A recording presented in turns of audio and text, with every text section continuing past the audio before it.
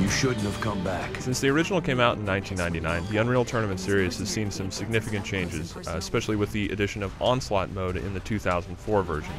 Now with Unreal Tournament 3, actually the fourth release on PC, Epic has axed Assault mode in favor of a more complicated version of Onslaught called Warfare. It's a significant mode because, unlike the lightning-quick deathmatch, you can use vehicles, of which there are plenty in UT3. These deadly machines come into play in Vehicle CTF as well, a mode which plays exactly like you think it does, and is separate from regular non-vehicle CTF.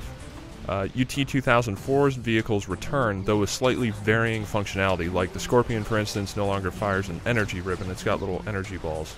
But most entertaining are the slick Necrus rides, and you get like a spidery rock-climbing walker, to stealth tanks that drop time distortion fields, to laser tanks and hover bikes that rocket forward in suicidal fashion. It's a good time.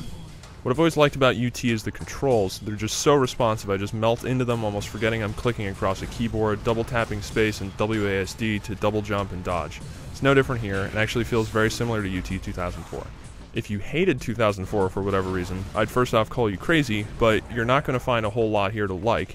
It's like Epic took everything that made 2004 so good and injected everything with steroids.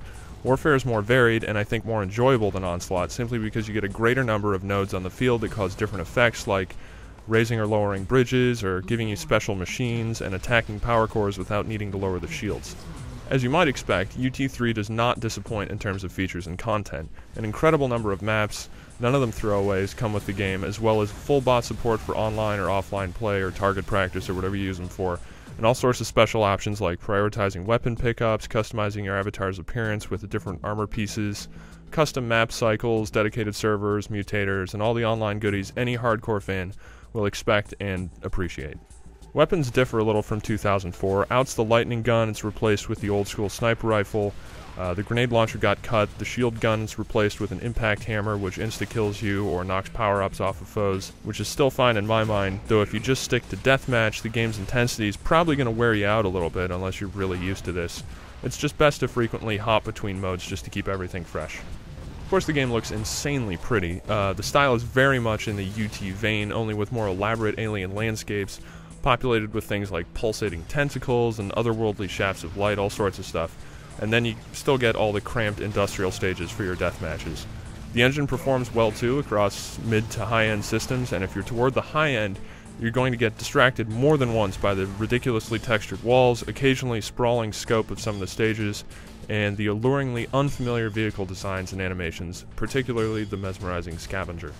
What you might not expect here is a storyline, which pits an overly muscular male named Reaper against the Necrus, a sort of goth emo alien race who like to kill things. They killed his hometown, so he's got to kill them back. Amazing. I just want to kill this bitch. Though it's called a campaign, it's really just a series of team deathmatches, CTF, Warfare, and Vehicle CTF maps with infrequent cutscenes and some voiceover work. Not all that thrilling, but appreciated, especially since you can play in a public campaign server and have people join up.